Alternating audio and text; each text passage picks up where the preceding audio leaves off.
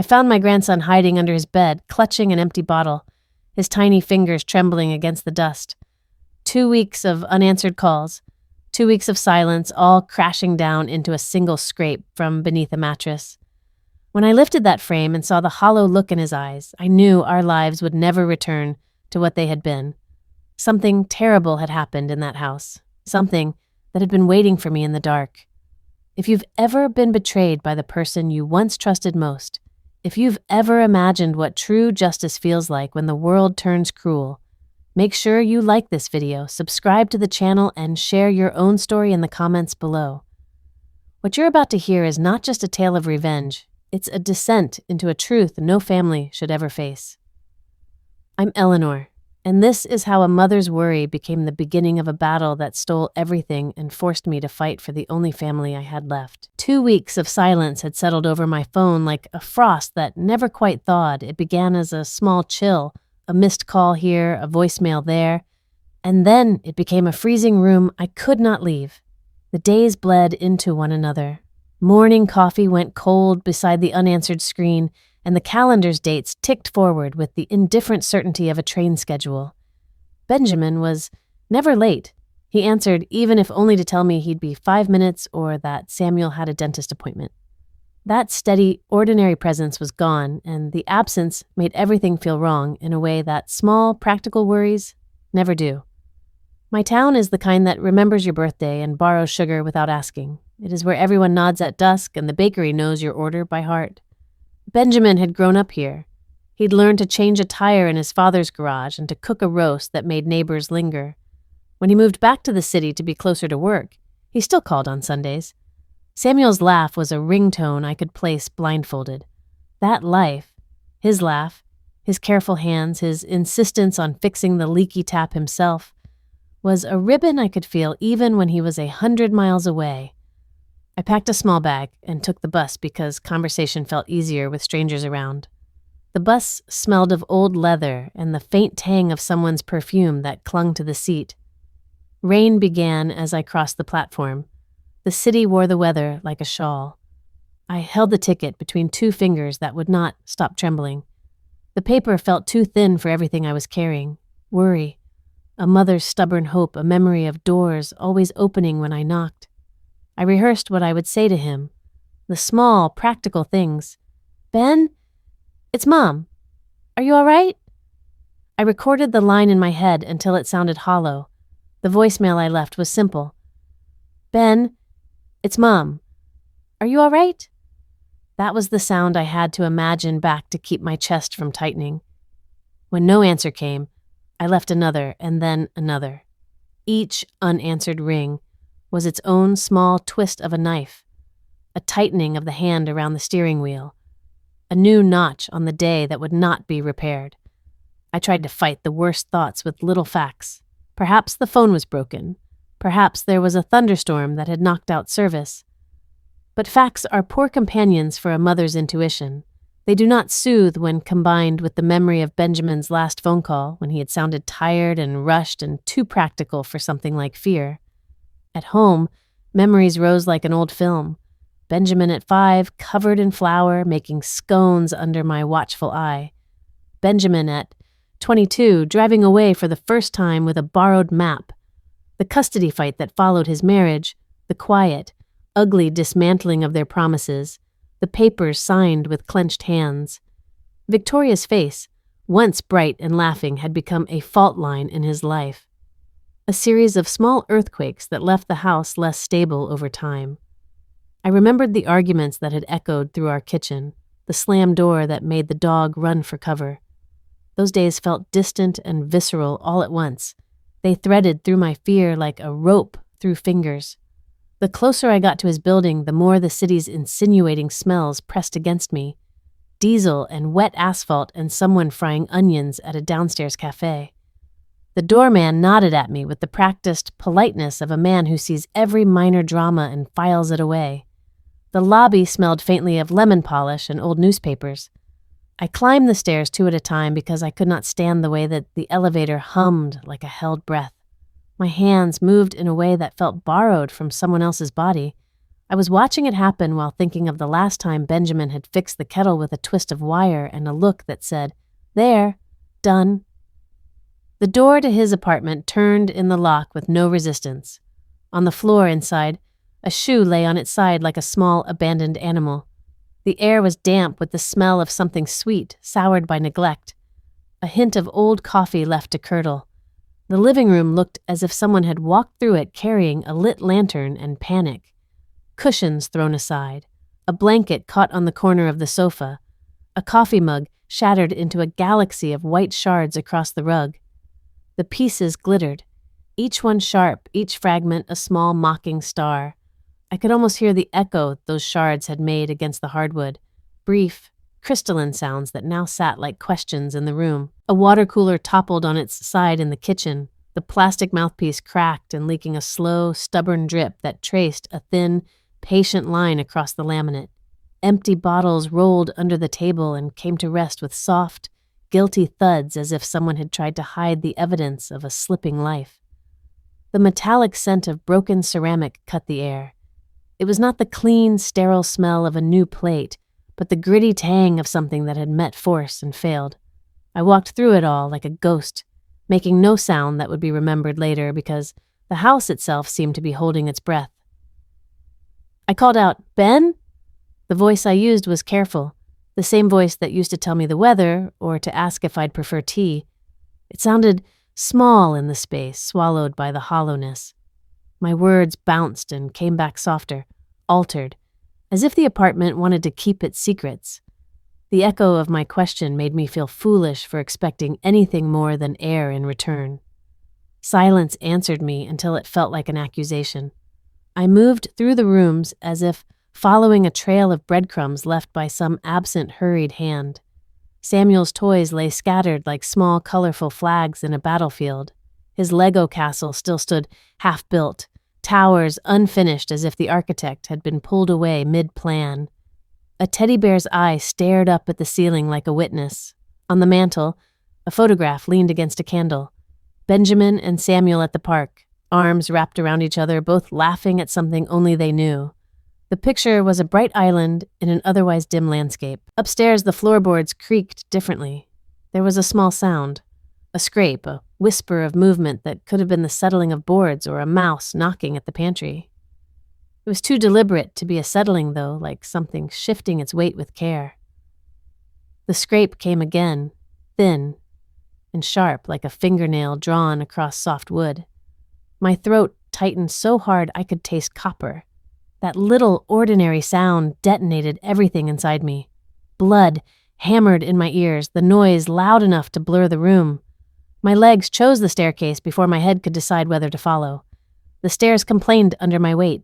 Each step announced itself with a dull, protesting thud that made me imagine someone listening on the other end of the house. My heart beat in my mouth. I counted nothing, but the rhythm was the same as the days I'd sat in waiting rooms. The same cadence that had kept me awake when Benjamin was a child with a fever. I had not meant to run, but the speed felt right. My body had a map of motion that memory had drawn a long time ago. At the top, the hallway seemed longer, as if the dimensions of the space had stretched to accommodate the enormity of whatever lay at its end. I stopped outside Samuel's door and focused on the smallest details, as if they were anchors. The chipped white paint on the jamb, the sticker of a cartoon character peeling at the corner. The smell of Play-Doh mingled with the faint tang of unwashed laundry. Inside the room, Lego pieces made a rainbow path to the bed. The mattress sagged slightly, and for a moment I could not place whether it was a child settling or something else holding its breath beneath. The scrape came again, a timid rhythm against the floor. My mouth made a sound I did not recognize, a cross between a gasp and a prayer. I crouched because it felt wrong to stand tall in a place that had been bent by fear. The mattress rose and fell with the small, irregular breaths of someone trying not to be noticed.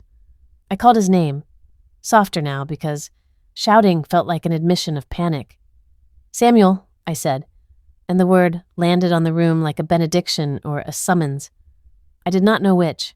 The mattress lifted as if a small hand had pushed it up from underneath and a shape retreated into shadow. For a moment, I froze, trying to read the contours in the dim light. Then the outline of a small body, curled, tight as if enclosing the last of its courage, came into view. Tiny fingers, grubby with days of hiding, gripped an empty plastic bottle so hard the knuckles were white. The eyes that looked up at me were not the bright, curious eyes I remembered, but hollow wells that had been scoured by something too heavy for a child to carry. I felt everything at once, the immediate physical recoil of not knowing, and the older, slower memory of all the times I had wished I could protect him from everything. The oxygen in the room seemed thinner, each breath a small, stolen thing. My hands found his shoulders before my voice did. I did not trust my voice not to break. I stepped back as if the room itself had become a place of danger. My instinct was not to grab and hold, but to move out and call for help, to get words into the open that would summon practical, ordered things like uniforms and radios and evidence bags. I reached for my phone with a hand that shook so much I had to steady it against my knee. My fingers fumbled at the screen. I did not think of the neighbors or of what the police would see. The single point of light was Samuel's face. I called 911 and found my voice in the act of asking for help. The operator's questions came like a rope throwing line, practical and exact. Their names, the address, what had happened. I told them about the silence that had become a thing you could reach out and touch, about the overturned furniture and the shards of mug, about the scrape I had heard that had led me upstairs. The words felt small and useless in my mouth. I told them about the child under the bed. I told them about the bottle clutched like a talisman. By the time I finished speaking, there were sirens in the distance, a far-off howl that turned into a nearer, sharper cry as the police threaded through traffic. I stood in the doorway of Samuel's room and watched the small rise and fall of the mattress, watched the child who had been left there like something unwanted. My own breath sounded foreign in my ears. I wanted to collapse and to act at the same time. The house held its secrets a little longer, but now they had witnesses. Something moved under Samuel's bed. They came faster than I could have imagined. Uniforms in the doorway, radios churring like nervous birds, boots that sounded too loud on the stairs. The hallway filled with people who moved with the calm efficiency of professionals. Their voices were low and practiced, the kind of voices that tell you medicine is being administered somewhere you can't yet see. Somebody put a blanket over Samuel's shoulders while another officer crouched and checked for a pulse. In the dim light, dust motes swirled like lazy snow, catching the shaft of sunlight that fell through a high window and making the whole room look suddenly very small and old. The stairs creaked as they carried their weight into the house, each board telling a story of years and of children running. Up close, the house smelled of a child's life, Play-Doh, a faint hint of baby lotion mixed with the sour tang of old spills. Samuel's room looked untouched and violated at once. Lego piles lay in careless clusters, half-built towers leaning like ruined fortresses. A scuffed teddy slumped in the corner, one eye sewn back on by a hand that had clearly been getting by with what it had. The closet door was half open, a small cape hung over the edge, its fabric frayed where a careless hand had pulled it free. Under the bed, the breath was so faint I had to concentrate to hear it, like the distant hum of a refrigerator or a living thing in deep sleep that could be woken with one wrong movement. Someone said, softly, "Don't open the mattress yet." The sound came from an officer who had the patience of someone who had listened to too many bad stories and still found a way to be steady. I pressed my hands to my mouth because if I made a noise, the shape under the bed might slip away and then everything would be worse. They lifted the mattress with a reverence I didn't expect. It rose, like a small island being pulled from a dark sea. For an instant, the room held its breath. The dust motes hung in the air and my knees felt as if they might give out. Then the mattress revealed him. A thin little body curled in on itself, arms wrapped around a plastic bottle so tight his knuckles were pale.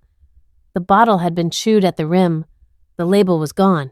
There was dirt under his fingernails that had been there for a long time, the kind that collects when a child has no place to clean and nowhere safe to go. "Samuel?" The name came out of me raw and ragged, my voice a piece of thread pulled too hard. It belonged to the woman who had stacked lunches in boxes and read stories with ridiculous voices and who still saw her son as forever 5. His head turned. For a moment, his eyes did not focus on me. They were distant, like someone who had been looking through a window and had forgotten the person standing at the glass. Then, recognition flared, small and frightened. "We need an ambulance," someone said, the words practical and immediate. An officer was already on the phone, giving the address, the severity. Suddenly, the room smelled of antiseptic as if it wanted to clean everything at once. They moved with practiced kindness. A jacket for warmth, a hand to steady the child's wobbling limbs, a soft word or two that I hoped would find some place inside him to rest. A paramedic checked his pulse and frowned at the weight, or rather the lack of it. He spoke into his headset and then knelt to unclip a small bracelet from the child's wrist, as if identification might be the first step toward bringing a life back. They wrapped him in blankets and carried him out to the ambulance with a tenderness that made my fingers ache. I followed, half stumbling, my shoes silent on the pavement as if even the ground felt careful around us. The ambulance doors thudded and closed. Inside, the air smelled like metal and disinfectant. It smelled official, and that smell comforted me in a way I could not name. The paramedic hooked a line to a tiny arm, and for the first time in days, a drip of saline began to feed into him, like a slow, invisible river returning something that had been lost. At the hospital, everything became hard light and white walls. There were machines that hummed in a language I didn't speak but somehow understood, beeps and hums that told me someone was watching. They placed Samuel in a small bed in the pediatric ward, an island of small toys arranged politely around him as if props might coax color back into his cheeks. A nurse adjusted the IV with the kind of practiced attention that made my chest loosen a fraction. She told me, softly, without accusation, that he was severely dehydrated and had signs of malnutrition. Her words were clinical and sharp, the kind that file the edges off the thing you are feeling until it fits into a chart. I sat in a chair that was too narrow for a person holding a grief like mine. The antiseptic sting on my hands as I scrubbed them was a tiny, bright pain compared to what I felt inside. Tubes and monitors surrounded Samuel, a nasal cannula that breathed for him in small, steady sighs, a small needle taped to the inside of his arm where the IV entered, a monitor that traced the arc of his heartbeat like a distant coastline. The fluorescent lights buzzed and the hum of the machines was steady. His cheeks were hollow in a way that made my eyes sting, the soft apple of childhood eaten down by something like neglect. My mind tripped through 1,000 coulds and shoulds in a single breath. I saw the mornings when Benjamin used to bring Samuel cereal, the way he would comb the child's hair with slow, gentle fingers making little lines on his head like a barber. How many times had I told my son to make sure Samuel had had enough to eat before school? 12, 100, 1,000 admonitions that now tasted of hollow echoes. Guilt was a rope that tightened in my chest. I had not been the one to see the warning signs sooner. I had not known, and that ignorance was a small, heavy stone I carried with me everywhere. At the same time, protectiveness rose like heat. It was a fierce, almost volcanic thing that made me speak in short, precise sentences when the doctors came with questions. I answered their clinical inquiries with the bluntness of someone who had nothing to hide but the truth. His name, his age, his vaccination history, the custody arrangements. I told them about Victoria's disappearance and Benjamin's recent silence. Each fact slid into the chart like a peg in a board. The doctor nodded, made notes, and said words like stabilize and observe overnight. Those words were small victories, signposts towards something that might be called recovery. While Samuel slept, pale and finally breathing easier with the help of saline and rest, the police worked the house. I stayed in the waiting area and learned to live in a world of coffee and plastic chairs. Inspector Graves introduced himself with a firm handshake and a face that reminded me of someone who had seen the town's worst and come to terms with it. He spoke with the measured cadence of someone who had made peace with bearing bad news, but who also did not let the bad news rest where it might cause more harm. "We're treating this as a possible homicide," he said, and the words fell like cold tiles. It was as if the hospital walls themselves had changed color. He explained the initial evidence with a calm that belied the gravity. He told me about the neighbor, Mrs. Finch, who kept a little security camera, trained not on the street but on her doorway, the cautious way people in small towns protect the edges of their lives. On a stormy night, he said, the camera had caught the image of a dark truck pulling up under the gusting rain. The headlights cut through the sheets of water like a searching eye. Then, a figure moving, deliberate, heavy-booted steps that left a rhythm on the gravel. The footage had been grainy, smeared by storm and night, but enough remained. The truck, the umbrella, the quick, urgent shapes moving toward the house. He told me they had found traces that suggested cleaning agents in the living room, a careful attempt to erase something. He used the word bleach, and my mind conjured images of scrubbing and frantic wiping. "We used luminol on the floorboards," he said, voice steady. The chemical reaction had revealed faint, bluish patterns under the finish, like ghost trails that only the light could coax into being. "We need to be thorough," he explained, but there was a softness under his tone when he referenced Samuel, as if he too felt the smallness of the child in all of this. The detectives brought me into the room where they laid out the initial reports. There were photographs, the living room shot from the doorway, the scattered shards of mug, the couch askew. There were notes about the water cooler toppled in the kitchen, the empty wine bottles rolled beneath the table, the scuffed footprint near the back door. The photos were clinical and brutal in their clarity. They took a lived moment and made it into evidence. I ran my fingers over the edge of one picture, as though I could feel the place in the house it represented. When I asked about motives, the word insurance was spoken carefully, as if approaching a sleeping animal. The life insurance policy Benjamin had held, the one that named Victoria as beneficiary, small legal facts that, when lined up, formed a cruel geometry. Anyone could see the lines that connected. The beneficiary. The sudden appearance of Victoria in the city again, her debts. The loan shark who had been circling like a shark smelling blood in shallow water. The forensic team returned to the house to gather what they could. I knew little of chemistry, but I understood the ritual, gloves snapped on, taped envelopes waiting to be filled. A soft-spoken technician kneeling to collect fibers with a tenderness that made my throat tight. They used luminol again at the site. Under the floorboards, it glowed faint and blue, as if the house itself remembered stains that time and water could not remove. It was a terrible proof that something violent had happened here, that the house had been tried and scrubbed, but not clean. Even as the officers worked, my thoughts looped back to the small, immediate things. The hollow look in Samuel's eyes, the plastic bottle clenched like a charm. I began to catalog items in my mind that would be needed. A proper bed, warm blankets, a therapist who specialized in children, a slow, patient reweaving of a life that had frayed. The city's noises pulsed beyond the hospital windows, the distant wail of other ambulances, the steady rumble of buses. Inside, in the antiseptic hum, I felt the knot of determination in me tighten into something I recognized. I would not let this end with paperwork and fingerprints. I would not let Samuel be a footnote. They told me the truck's plates were partially readable, that a witness had described 2 people, 1 woman, and 1 large man. They told me they were following leads. Inspector Graves' voice was calm but firm, like a steady oar in a river that had been choked with sudden rapids. "We're doing everything we can," he said. I wanted to ask him to move faster, to hold the people who had done this by their collars and shake them until they cried enough to undo it all. But justice is a machine that turns at its own slow speed. As night closed in and the monitors continued their soft, patient work, I sat in a chair and watched my grandson sleep. For the first time since finding him, his breathing was steady, each small rise and fall a living proof that I could fight for him. The blue glow under the floorboards had revealed more than a stain.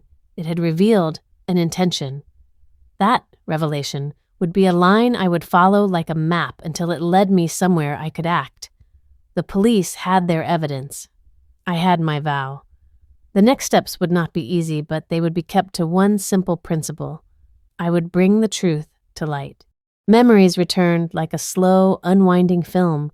The evenings when Victoria laughed too loudly at the telly, the way her purse always seemed a little lighter after dinner, the whispered phone calls that left Benjamin pacing the kitchen with his hands shoved into his pockets. For a long time, those were small fissures we all pretended not to notice. An occasional IOU left on the table, an argument wrapped quickly in apologies, but over months the fissures became fractures.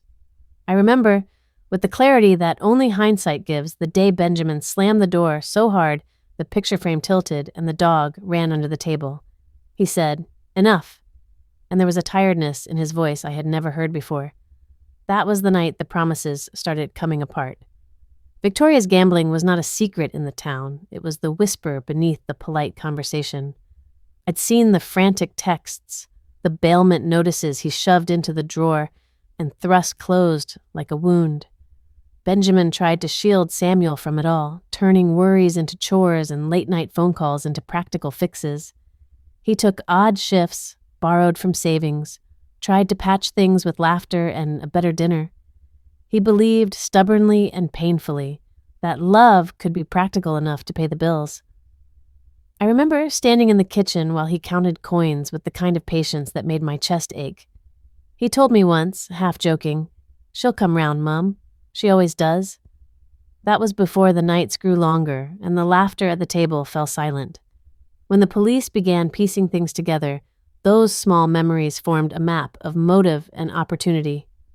I replayed the arguments in my head, Victoria's voice sharp, Benjamin trying to placate with forced calm. "I'm getting help," she would promise. And later the frantic whisper, "I need it now," or "I'll sort it." Those lines felt like the last brittle sticks in a bridge that had been leaning toward collapse for some time. I could hear, as if from another room, the sting of Victoria's insults and Benjamin's exhausted replies. "You promised, Viv." Her return to the city months ago had been the first real sign that something had started to spin out of control. She came with an apologetic smile and 2 suitcases, and somewhere in those bags she carried debts like coals that would burn through everything. The forensic lab smelled of bleach and paper, of latex gloves and old coffee, a practical perfume for people who convert chaos into facts. They laid out photographs on a stainless steel table like a surgeon spreading instruments. High-resolution images of the living room taken from every angle, close-ups of the shattered mug, pictures of the floorboards with their stubborn stains. The luminol photograph struck me the hardest. Under ordinary light, the floors looked ordinary, polished. Under the chemical glow, the planks traced faint, ghostly veins of blue that mapped out where something terrible had been. It was like seeing a map of a wound. The house had been scrubbed, but the stain remembered. Inspector Graves stood beside me with a clipboard and a look I could not misread. He said, quietly, "We found bleach residues, Mrs. Holloway." The words landed with a dry, cold clarity that made my blood run thin. I felt a fury that was not only hot but precise, sharpened by the indignity of having to look at my son's life through other people's lenses. They showed me lab notes that cataloged fiber matches, blood trace analyses, and the small clinical observations that had a way of answering the questions you could not yet form. A tech pointed out a cluster of fibers trapped in the seam of the couch. Another circled a smear that had been missed in the first clean. The truck footage from Mrs. Finch's security camera was grainy, storm-smeared, but it became clearer frame by frame under their work. The silhouette of a vehicle cutting through wind and rain. Headlights like 2 searching eyes pushing through the night. At one moment, the camera caught a tall shape lowering into the back of the truck, and in another, a shadowed figure hurriedly moving up the path toward the porch. The sequence was brief, a handful of frames, but it stitched a terrible sequence into being. The truck became a character in the story, an instrument of movement that had ferried violence in and secreted it away. Then Samuel spoke, and every other piece of paper on the table gathered dust. His words were small, jagged things that did not sit neatly in a report. He said in a voice that had the dry rasp of someone too old for his years, "She came with a man. He pushed Daddy." The sentence was fragmentary as a broken vase, each part significant and sharp. I replayed the cadence in my head 100 times, the way he pronounced Daddy with a syllable of alarm that did not belong to the child who had once called him Dad with sleepy trust. I remembered holding his hand at the hospital, feeling both the child's vulnerability and the iron-thin thread of truth he had offered. When he said those words, his breath hitched like a small engine trying to start. I leaned closer and cupped his small hand until it was warm and real in mine, and vowed, silently and in a language older than law, that I would not let that moment be wasted. Hearing a child recount the scene is an intimacy no person wants, and yet it became the key we had. He described the storm without naming it, talking about the night as a blur of cold and noise, the way people moved in the rain. He said Victoria's voice had been loud and angry. He used words he had seen mimic adults with a brittle precision. She said he wouldn't sign. She said he was keeping it, Samuel told me, with all the horrific clarity a small witness can muster. There is nothing clean about listening to your grandson stitch together the last seconds of his father's life. The sound stays in your head like a dropped plate that will not stop resonating. The discovery of Benjamin's life insurance file tightened the noose into plan and purpose. The paperwork was dry, a stack of forms that felt obscene in its ordinariness. The policy number, the terms, the clause naming Victoria as beneficiary. The legal phrasing turned greed into ink. Suddenly, motive was not just a rumor whispered in cafes. It was a line I could point to and say, "Here it is." The file glowed with a terrible, banal clarity. The person who would gain was the same person who had reappeared at the house that night. The anger that rose in me then was not aimed at the law, but at the arithmetic of betrayal. The idea that love could be measured and claimed with a signature and a beneficiary box felt like a cruelty crafted by someone who had learned to count human lives like accounts. I remember the moment an officer unfolded a photograph that made my stomach drop. A jacket, tossed across the back seat of the truck, its fabric dark and still wet from the rain, with a distinctive logo on the collar. The jacket was simple and ordinary, but for a single, unmistakable tear at the hem, and a smudge that matched the shade the lab had identified in the living room. The photograph was small, but the details leapt out at me as if someone had thrown a lantern into the dark. The jacket's shape suggested a tall man. The cut was broad-shouldered. The image was a bridge from the anonymous truck to a person who had been there. They catalogued each photograph with patient diligence. Photos of the porch, the tire tracks smudged in the mud, the back of the truck with its tailgate shut, and then the close-up of that jacket with its telltale tear. The jacket became proof that the storm had not masked everything. It had merely tried. As the detectives worked their web of connections, witness accounts, partial plate numbers, the silhouette analysis from the motorist who had passed by, it became clear that the net was tightening. For the first time since I found Samuel under the bed, there was an outline of someone I could point to and name as an actor in this betrayal. The revelation left me naked with a new focus, my grief sharpened into a lit thing, a resource to be marshaled rather than scattered. The facts assembled themselves into a portrait of intent. Victoria's debts, her return, the truck, the jacket, the life insurance. These were not coincidence, but sequence. The station called late into the evening with updates, the language of progress palpable in their tones. Inspector Graves reassured me with a steadiness that was part professional, part human, and promised that they were following the threads. Every new piece of evidence was a small victory and yet another confirmation of a cruelty I could not unsee. When they showed me the photos of the jacket found in the truck, the image seared itself into my mind like an accusation written in light. Grief hardened around me until it was something I could hold in my fist and shape. It began as an ache and sharpened into a plan the moment I saw Samuel breathing steadier in that hospital bed. The small, ordinary tasks that had kept my life stitched together, making appointments, answering phones, remembering to pack a sandwich in a school bag, became the scaffolding for what I would do next. I would use everything I had, memory, stubbornness, the town's habits, and the one thing that never failed me, the refusal to let my family be erased. I remember sitting in a cramped interview room with Inspector Graves. the paper cup of coffee gone cold between us. The station smelled of old carpet and heated metal, a place that preserves small facts and turns them into something that can be spoken in court. I felt the sorrow like a stone in my chest, and it turned into resolve with a slow, certain logic. "We will expose the truth," I told him. My voice sounded steadier than I felt. He slid a folder across the table and opened it to show me the initial findings. The neat stack of photographs and reports looked calm and obedient in the harsh light, but each sheet was a detonator. I traced the edge of a photo with my thumb and felt the planning begin in my veins. We began to build the case like people assembling a bridge across a river they could not yet see. It involved small, careful steps. Requests made, permissions sought, neighbors asked to check cameras, subpoenas quietly drafted by professionals who understood the law's texture. I learned to speak in the vocabulary of evidence, witness statements, chain of custody, partial plate numbers. When I asked, "Can you track the truck?" Graves didn't twitch. He answered not with bravado, but with the slow certainty of someone who knew the gears of his work.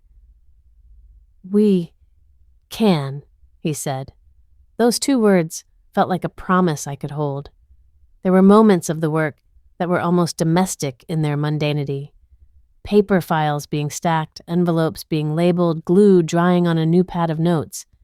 I became intimate with the rustle of evidence envelopes, that thin, bureaucratic sound that means some small piece of truth has been given form.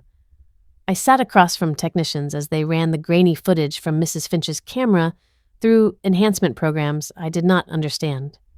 They pointed at flickers until the silhouettes held more than rumor, a man's lean, a truck's dent, the timing that suggested intention. Someone taped a clear sleeve into the file and slid a partial plate number inside. That slip of paper felt like a key. We also needed to draw out what had been hidden. The investigators proposed a controlled operation, not because I wanted theatrics, but because sometimes a careful, lawful lure is the only way to make a guilty person show their hand. The idea was to offer what looked like an opportunity, something that would tempt without endangering anyone. The detectives prepared a decoy, paperwork that appeared to validate a claim, a small trail of communication that suggested access to money.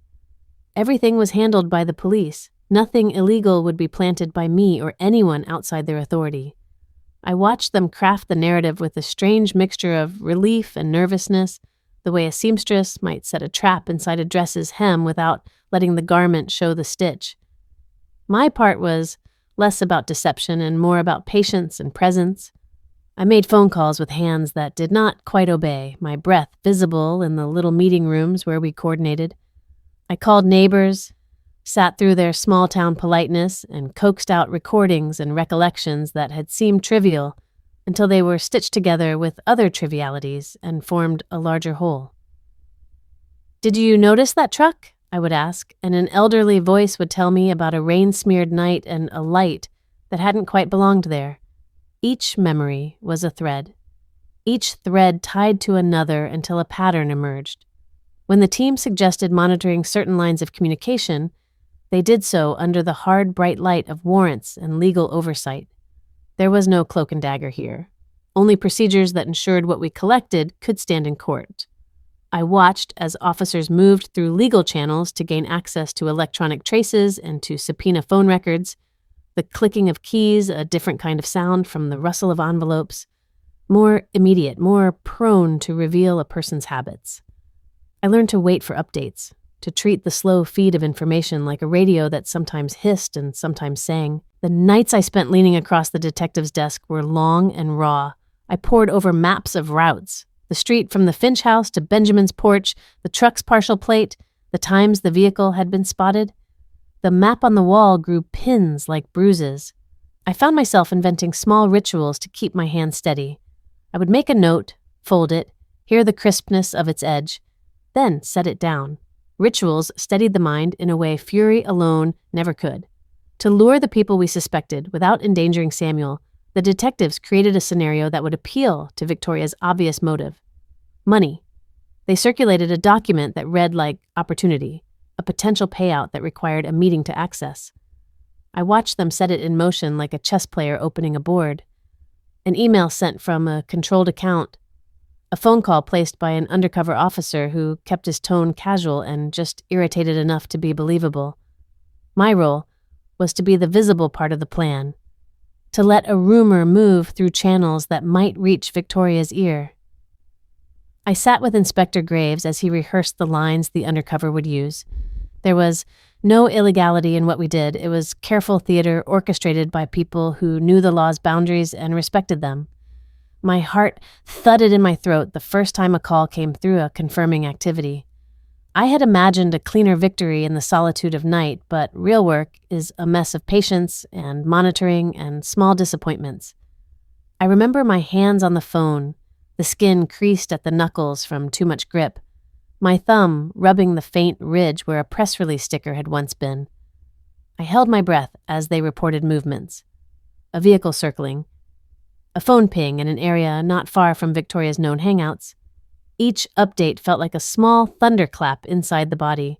Then, Roland reappeared in the story. His name, landing on the table, felt like the final piece sliding into place.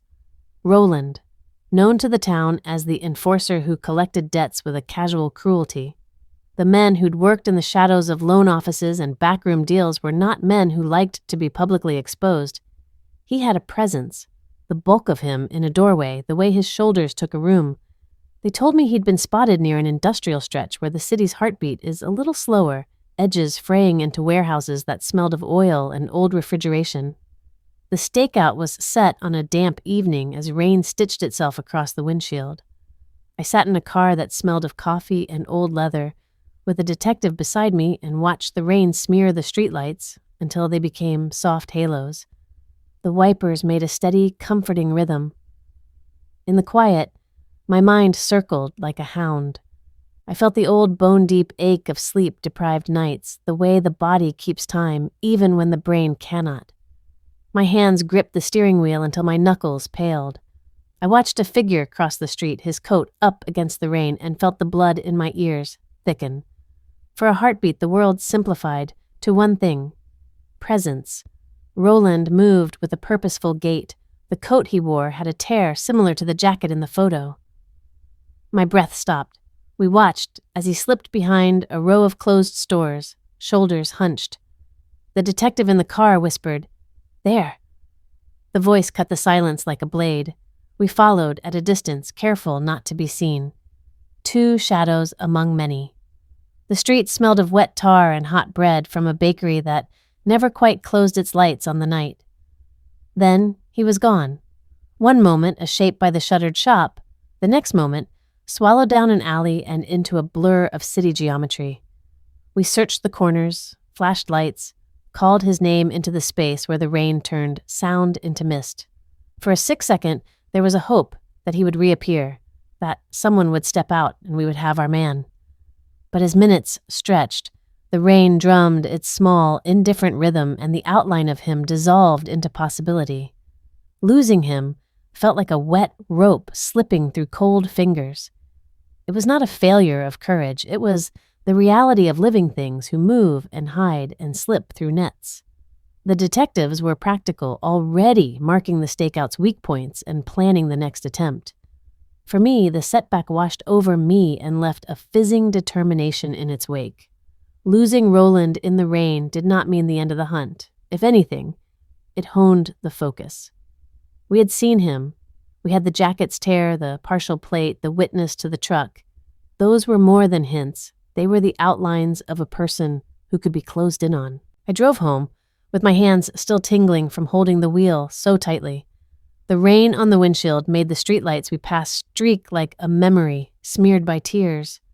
In the quiet of my kitchen, I laid the next steps out like cards. More subpoenas, wider surveillance where the law allowed, more canvassing of witnesses who might have been reluctant to speak before. I made a list that was harsh in its clarity. Protect Samuel. Gather every lawful scrap of evidence. Keep the pressure until something gave. That night, I slept poorly, dreams full of headlights and the clink of empty bottles. When I woke, the grief was still there, but beneath it, a new current. A steady, methodical resolve that felt like armor. Grief had done its work in steering me to action. The next stage would be patience and endurance. The police had the momentum. I had my vow. The city's rain would not wash away the facts already gathered. The net would be mended and dragged until the people who had turned our lives into ledger entries could no longer hide. The warehouse smelled like a place that time had forgotten. A cold iron tang that clung to the back of the throat, the ghostly chill that rose from concrete floors when a door had been shut for years. We pushed through a narrow entrance, and the beam of the officer's flashlight revealed metal shelving, frost-lined crates, and the kind of silence that presses on your chest the way grief does. The doors were the heavy, industrial kind that groaned when they opened, and when the flashlight cut across one of them, it picked out the smeared arc of a dried stain that made my breath catch. It was nothing like the images this papers had once thrown at me. No heroics, only the stubborn bureaucratic truth of a life reduced to a label in a bag. They moved with quiet precision. Technicians kneeling, gloves snapping into place, plastic bags that made soft whispers as they were unzipped. An officer lifted a tarp and revealed a bundle wrapped in blankets. I cannot make you see it without the weight of what followed being heavy, so I will keep the details small. Identification at the morgue was a formality that still felt like a blade. Seeing my son, in the sterile light that obliges the living to look at facts rather than memories, pressed the grief into the hollow between my ribs. It was a grief that lived in the body, a physical constriction that made it hard to breathe, and yet there was an odd clarity beneath it, a white, hot, narrow focus that cut through shock and made a path for what had to be done next. The detectives said what they needed to in plain, efficient sentences. They showed me the chain of custody forms and the photographs that mapped where our son had been taken. It was a catalog of absence, the places a life had been moved through and then left. I felt the world distill to that ledger and then widen again as the reality of being a mother who must now act returned to me. I signed papers, nodded where polite, and let the professionals do the work they were trained for. It was what my son would have wanted. He would have expected order in the face of chaos. The arrest itself unfolded like a scene someone else had directed in meticulous slow motion. The copy shop smelled of warm paper and toner, an ordinary smell in an ordinary place that made the moment feel smaller and crueler in its normality. She was there when they arrived. Victoria, bent over the counter, a pen in her hand, moving in a quick, practiced way as she tried to make invisible the traces that would betray her. The officer stepped in with quiet authority. At first, she looked defiant, eyes hard and arrogant, the kind of look that had once fooled people into believing in charm. Then her hands faltered. The pen crinkled the paper in a way that made the sound too loud.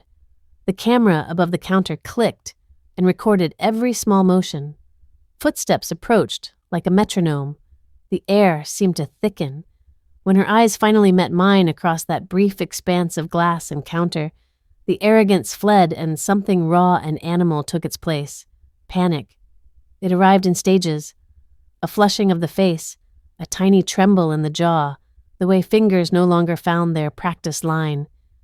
The officers spoke her rights, their voices calm and official, and with each syllable her composure unspooled. The crinkle of paper she had made in the attempt to fashion a new life, forged papers, they said later, lay like evidence between us. Then the click of cuffs sounded unusually loud in the small shop, a small metallic punctuation that had the strange intimacy of finality. It was almost obscene to watch such a private unraveling in a place where people ordered photocopies, where local life moved in banal rhythms. Slow motion is an odd thing because for a moment the world stretches and the mind orders tiny details into a kind of catalog. I remember the crinkle of the paper, the tiny tremor in her hands, the flash of light on the cuff. I remember the way her voice cracked when she tried to speak. I remember the exact pattern of the tiles under my feet as if the world wanted to record the ordinary when it had just devoured the extraordinary. She looked at me once, throat working, and emitted a line that would later be played and replayed. I didn't mean to kill him. The words were at once an admission and a plea, raw and thin as tissue, and the panic that had been rising collapsed into a kind of pleading that had no purchase with the officers who had their own responsibilities to the living and the dead. The trial began with the grinding bureaucracy court's demand, but it acquired a shape quickly because the evidence had been assembled with care, and the witnesses were unafraid. The prosecutor presented pieces as if laying out a narrative necklace. Filament by filament, the story became visible. Roland's confession, when it came, was a cold, sharp thing. He had always been the kind of man who thought violence was a language, not a last resort, and when he spoke in the courtroom, he did not try to soften it. I listened to him say aloud the parts of the night that the house could not keep secret. He described moving a body, the pressure of panic in the throat, the ways the rain covered tracks. There are confessions that seek redemption. This was not one of them. It was practical, like a ledger entry. Who did what? And for how much? Samuel's recorded testimony arrived like a truth that had waited patiently to be coaxed out. Hearing a child recount fragments of the night is like watching glass be put back together. The edges are sharp, and the seams will never hide completely, but the shape they form is necessary. His voice was small in the recording, but it carried the weight of what only a child could witness and somehow survive. She said Daddy wouldn't sign. I heard a crash and Daddy fell, he said, as plainly as if he were recounting an event from a storybook. There was no theatricality in the way he spoke. There was only the terrible business of a child telling what he had to tell. The courtroom, which had been filled with the static noise of shuffling papers and coughs, fell into a hush that felt like a holy thing. The prosecutor played the recording once, twice. At each pass, you could see the jurors unbending, absorbing lines that became heavier with each repetition. In the cross-examinations, the prosecutor's closing was surgical and humane. He connected the dots we had been handed by the investigators. The partial plate, the jacket, the luminol maps under the floorboards, the life insurance policy, into a picture that left little room for doubt. He spoke of motive without moralizing, of opportunity without theatricality. His sentences were short when he needed them to be, and long when he needed them to carry the weight of memory. He did not shout. He did not cajole. Instead, he presented the facts like someone laying flowers precisely where a grave had opened. Then came Victoria's outcry. It shattered the decorum for a moment. I didn't mean to kill him, she screamed, a sound that was animal and human at once, a ragged plea that left her voice cracked and raw. The plea did not absolve. Instead, it revealed a calculus I had already suspected. She had traded love for accounts and chosen a route that could be measured in dollars and forms. The jurors shifted in their seats. Faces that had been set in neutral lines softened and then hardened as the weight of evidence pulled at their consciences. When the verdict was read, the courtroom exhaled as if it had been holding its breath for an age. The gavel fell with a sound like a small thunderclap that echoed against the walls and found its way into my chest. Life, without parole. The phrase landed and folded the room into a new rhythm. For a moment, there was a hollow cheer from a few in the gallery. Not the triumph of revenge, but the relieved noise people make when a long, painful process reaches a conclusion that feels like justice. I remember collapsing into the seat as if someone had folded my legs from under me. My knees gave and my hands found my grandson's small, warm grip across the fabric of my skirt. He squeezed, and the simple pressure was more meaningful than any fist raised in celebration. The immediate aftermath moved in small, tender motions. We left the courthouse into a day that seemed both ordinary and wholly different, as if the city had been repainted in the space of a few hours. Samuel held my hand like a child who had discovered a new way to measure safety. We spoke little. Words felt insufficient. There were interviews to arrange, statements to review, the slow administrative work of closing a chapter that had been turned in anger and sorrow. I made arrangements to close Benjamin's house, boxes folded and labeled with practical names, photos, clothing, tools. I wanted to do it properly, to place things where they should be rather than let them vanish into some auction of memory. Bringing Samuel home was less a triumphant return than a careful reclamation. We drove back to the quiet town where the bakery knew we would come and where the neighbors left casseroles on porches in an expression of a community's small, steady compassion. I enrolled him with a therapist who specialized in children who had seen too much. The therapist had a gentle voice and a patient set of toys. She recommended slow, steady work, the kind that chips away at a trauma with kindness rather than forcing it into a single act of closure. We began the long, deliberate work of feeding him warm soups at dinner, of building new small rituals, Saturdays at the park, bedtime stories about good men who fixed kettles and made the best scones, things that stitch ordinary days back together. Revenge, I learned, was not a moment of spectacle. It was a marathon of attention. Where the law had nailed one kind of justice, my vengeance was quieter. The daily insistence on care, the legal closures, the closure of the house, the vigilance that made sure no one could undo what the court had done. It was showing up for Samuel every morning, listening when nightmares rose, sitting with him through the small rebellions of healing, and promising over and over that the darkness that had come would not own his future. In the evenings, when the house was still and Samuel's breathing had smoothed into the rhythm of sleep, I would stand in his doorway and let the silence fill the space. I would tell him stories about his father, the ridiculous faces he pulled making pancakes, the way he hummed when he fixed the leaking pipe, so that Benjamin's memory would be a living thing in our home, not only a photograph on a mantle. That was the restitution I sought, to transform loss into memory and protection, to build a life that would not tremble at the sound of rain or a truck's headlights. The law had given me an outcome. My revenge was to live a life that honored my son's memory by keeping my grandson safe and by refusing, every day, to be destroyed. Revenge did not look like celebration. It looked like carrying my grandson back to safety, holding his small hand in mine and making sure the man who harmed my family could never hurt anyone again. The court had delivered its verdict, but the true victory lay in the quiet moments, closing Benjamin's house, guiding Samuel through therapy, and rebuilding a life where fear no longer ruled. Each day became a testament to love, vigilance, and the promise that we would not be broken. If this revenge saga gave you that rush of justice, smash like, subscribe for more epic tales, and share your revenge story in the comments. Click the next video box for another one.